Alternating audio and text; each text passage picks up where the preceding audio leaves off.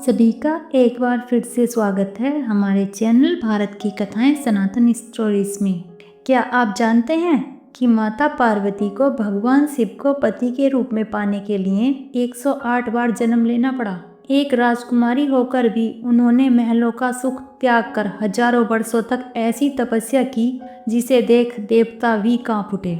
आज के इस विशेष वीडियो में हम आपको ले चलेंगे माता पार्वती की उस अलौकिक यात्रा पर, उनकी कठोर तपस्या से लेकर सृष्टि के सबसे अनोखे विवाह तक।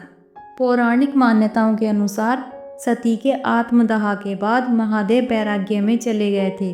उन्हें पुनः गृहस्थ जीवन में लाने के लिए माता पार्वती ने हिमालयराज और माता मैना के घर जन्म लिया। यह उनका 108वां जन्म था।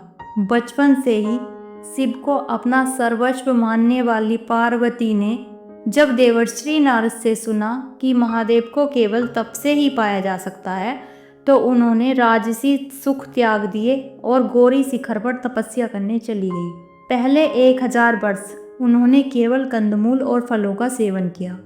अगले 100 वर्ष उन्होंने केवल सूखे पत्ते खाए, जिसके कारण उन्हें पर्णा कहा गया। अंत में उन्होंने पत्तों का भी त्याग कर दिया और केवल वायु पीकर तपस्या की, जिससे उनका नाम अपर्णा पड़ा। चाहे चिलचिलाती धूप में पंचाग्नि साधना हो या गले तक बर्फीले पानी में डूबकर महादेव का जाप, उनकी भक्ति अडिग थी। जब तपस्या अपने चरम पर थी, तब महादेव ने उनकी परीक्षा लेने के लिए एक बटु ब्राह्मण का रूप लिया। ब्राह्मण ने पार्वती जी के सामने शिव की घोर निंदा की। उसने कहा, तुम उस अघोरी से विवाह क्यों करना चाहती हो, जिसके पास ना घर है ना कुल, जो शमशान में रहता है और शरीर पर भस्म मलता है। लेकिन पार्वती जी विचलित नहीं हुई।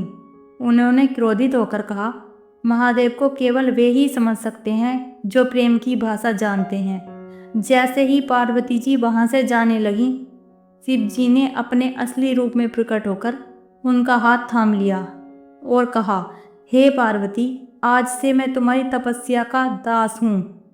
और फिर विवाह का प्रस्ताव लेकर सप्तऋषि राजा हिमालय के पास पहुँचे। इसके बाद जो हुआ वह इतिहास में दर्ज हो गया। शिव जी की बारात निकली, सबसे विचित्र बारात। एक तरफ सुंदर देवता, गंधर्व और यक्ष थे, तो दूसरी तरफ भूत, पिशाच, बेताल और जंगली जानवर। नंदी पर सवार महादेव गले में सांप और भस्म रमाए जब हिमालय के द्वार पहुँचे, तो पार्वती की माता मैना डरकर बेहोश हो गईं और उन्होंने अपनी पुत्री का हाथ ऐसे अघोरी को देने से मना कर दिया। तब माता पार्वती के आग्रह करने पर माता मैना को शांत करने के लिए महादेव ने अपना दिव्य और सुंदर स्वरूप धारण किया, जिसकी आभा करोड़ों सूर्यों के समान थी। ब्रह्मा जी की देखरेख में वैदिक मंत्रोच्चार के बीच पाणी ग्रहण संस्कार हुआ। मान्यता यह है कि यह विवाह उत्तराखंड के त्रियुगी नारायण मंदिर में हुआ था, जहाँ की अग्नि आज भी प्रज्वलित है। शिव पार्वती का विवाह केवल 2 देवताओं का मिलन नहीं, बल्कि वैराग्य और ऐश्वर्य का संगम है। यह सिखाता है कि सच्ची श्रद्धा और धैर्य से ईश्वर को भी जीता जा सकता है। इसी पावन मिलन के उत्सव में हम हर साल महाशिवरात्रि का पर्व मनाते हैं। अगर आपको यह कथा प्रेरणादायक लगी हो तो वीडियो को लाइक करें और कमेंट में हर हर महादेव जरूर लिखें। ऐसी ही और पौराणिक कथाओं के लिए हमारे चैनल को सब्सक्राइब करना ना भूलें। धन्यवाद।